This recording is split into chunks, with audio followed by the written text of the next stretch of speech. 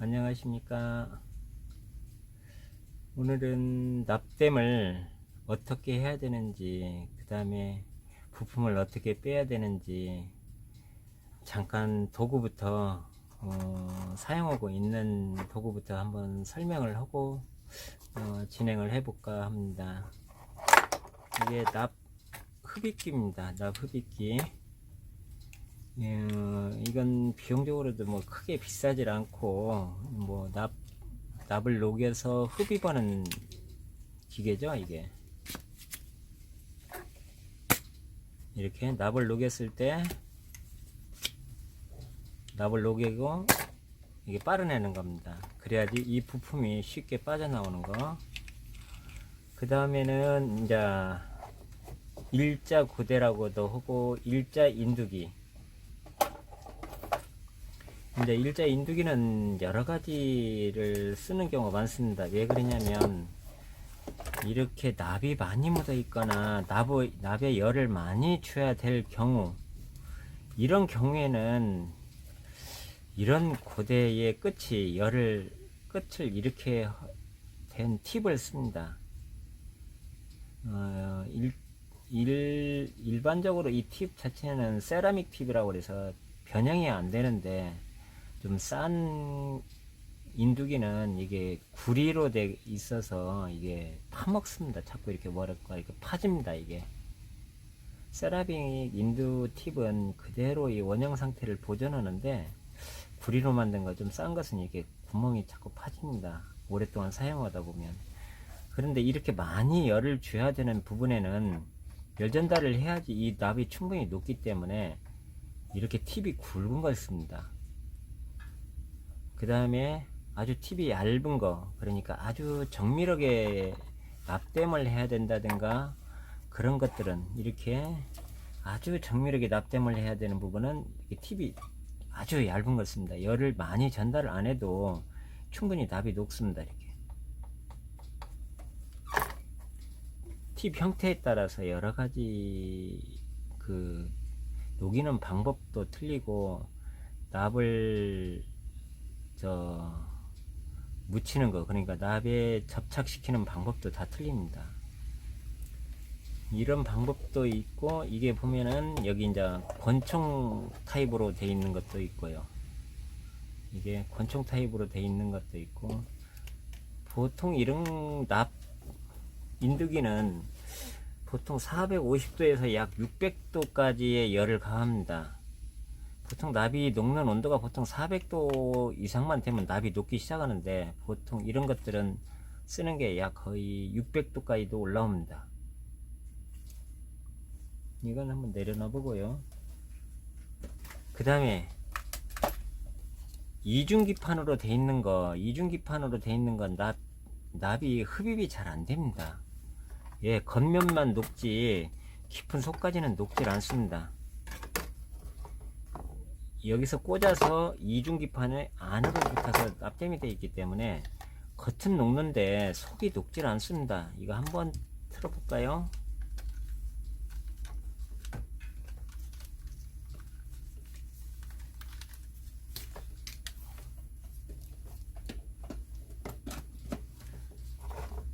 예를 들어서 내가 이 부품을 빼려고 하면은 이 빼는 부품에 열을 가해서 흔들어 버립니다.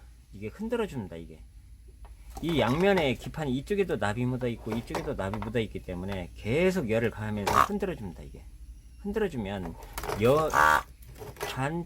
반대편 쪽에 있는 납까지 빨고 올라옵니다. 이게 열을 전달을 하게 되면은, 이게 그러니까 납도 흡입하고 녹이기도 하는 장치입니다. 이게 하쿠크 같은 것은 좀 잘 나왔는데, 이건 청나라 제품이라 조금 안 좋습니다. 아순대로는 쓰고 있는데 돈 벌면 하나 사야죠. 자, 이런 제품이 있고, 이것도 부품을 빼는 데 있어서는 참 일조를 합니다. 이게 양면기판에서 납 흡입하면서 뺄 때는 꼭 이게 좀 필요합니다. 그 다음에 우리가 부품을 빼기 어려운 것들이 이제 SMD 방식의 이제 이 부품들, 이렇게 엎어져 있는 것들, 이런 것들은 빼기가 좀 힘듭니다. 그래서 빼는 게 뭐냐, 열풍기입니다. 열풍기. 열풍기 일정하게 열을 주어서 약 한, 이게 나오는 게 한 450도 이상부터 이제 녹이기 시작하는데, 열풍기 열을 주어서 이렇게 SMD 방식의 열을 전체적으로 주어서 빼내는 겁니다. 이게 이렇게 주어서 동시에 이렇게 돌아가면서 줍니다. 이게. 근데 이렇게 쉽게 말은 쉽게 하지만 이렇게 쉽게 빠지질 않습니다. 솔더링 페스타라고 그래서 이걸 발라야 됩니다. 이걸 바르지 않으면 납이 자꾸 이렇게 납똥이 묻어서 제대로 이것이 빠지질 않습니다. 이게 하나 이런 거 하나 시연을 한번 해볼까요? 이거 한번 충분히 이거 솔더링 페스트를 묻히질 않으면 이게 나중에 보면 이 납이 경화가 돼서 이게 납이 잘 안 됩니다. 이게 납땜도 잘 안 되고 이게 떨어져 나오지도 잘 않습니다. 전기를 미리 꽂아 놓고 가열을 해야 되는데,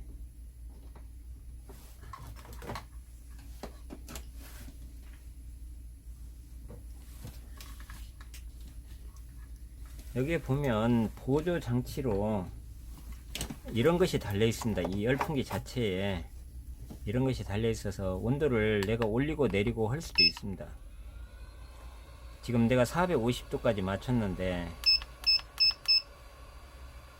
약 450도 지금 맞춰서 지금 하고 있습니다. 충분히 가열이 된 다음부터 준비할 것은 뭐냐면,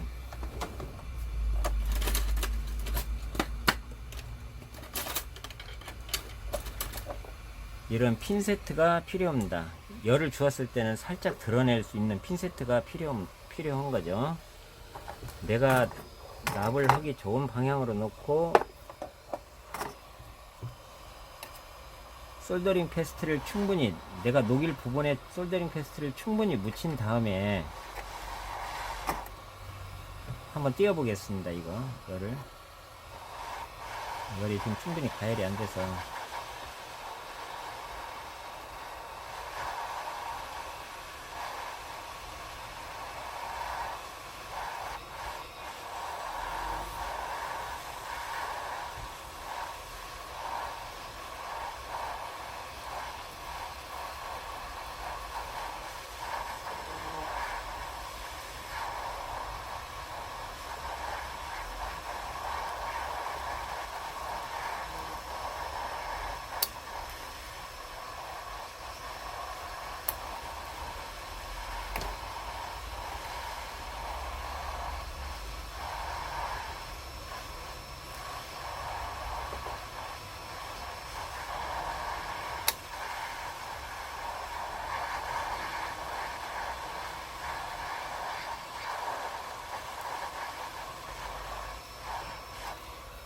열 전달이 안 되면 납을 다시 묻혀도 됩니다.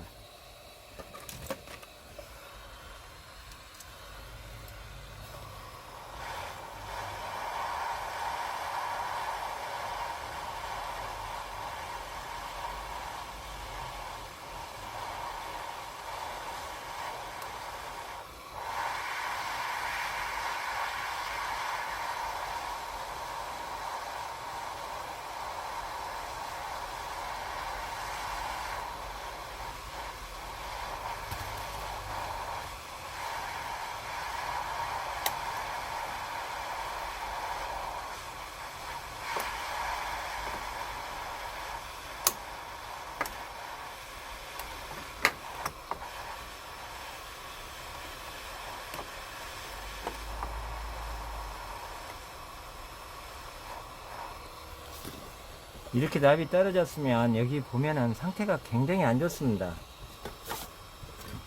이런 데는 깔끔하니 마무리를 해줘야 되기 때문에 또 이런 것을 또 씁니다. 납 흡입 실드라고 해서 이렇게 쭉 꼽아서 솔더 페스트를 한번 묻힌 다음에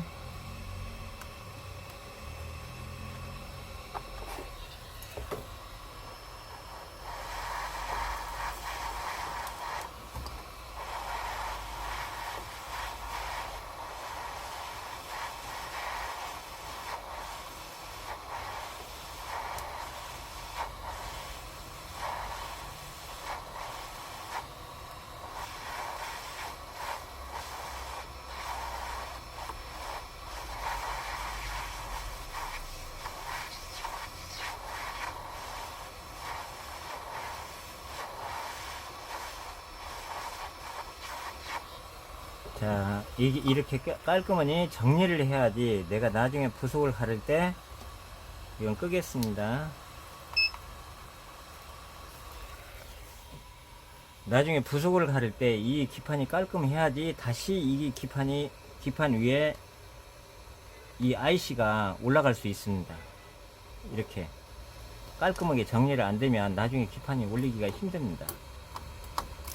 그 다음에 이 IC가 그냥 떨어지는 게 아니라 여기 자체에 이 본드 같은 게 묻어 갖고 처음에는 딱 접착을 시킵니다. 이게 접착을 시켜 가지고 딱 붙여 놓기 때문에 이 기판에 열을 인도로 가하게 되면 잘 떨어지질 않습니다. 이게 납은 녹였어도 이 안에 본드가 이 사이에 붙어 가지고 잘 떨어지질 않습니다. 그래서 이 열을 가하면 본드까지도 같이 열을 가해야지만이 이 부품이 올라오게 됩니다. 이게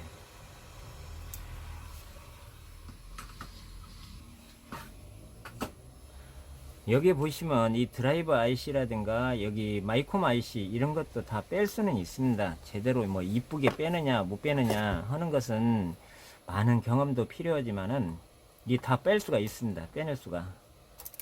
그래서 여러분들이 꼭 기판을 수리하실 때는 이 솔더링 패스트가 있어야 되고, 기판을 깔끔하게 마무리하려면 이렇게 실드 탭이 있어야 됩니다. 그래야지 깔끔하게 마무리를 지을 수가 있습니다. 나중에 부속을 붙일 수도 있고, 또 다시 또 떼어낼 수도 있고. 왜 그러냐면 여기에 납이 너무 많이 묻었을 경우에는 이걸로 긁어냅니다. 이게 실질적으로 할 때는 이거 납을 긁어낼 때는 열을 이렇게 가해서 이렇게 밀어냅니다. 이게 그러면 이 실드 자체로 이 납물이 일이 묻게 됩니다. 그래서 기판이 깔끔하게 되는 겁니다. 이게 그 다음에 최종적으로 마무리할 때는 알코올 같은 것을 놓고 이렇게 놓고 칫솔입니다.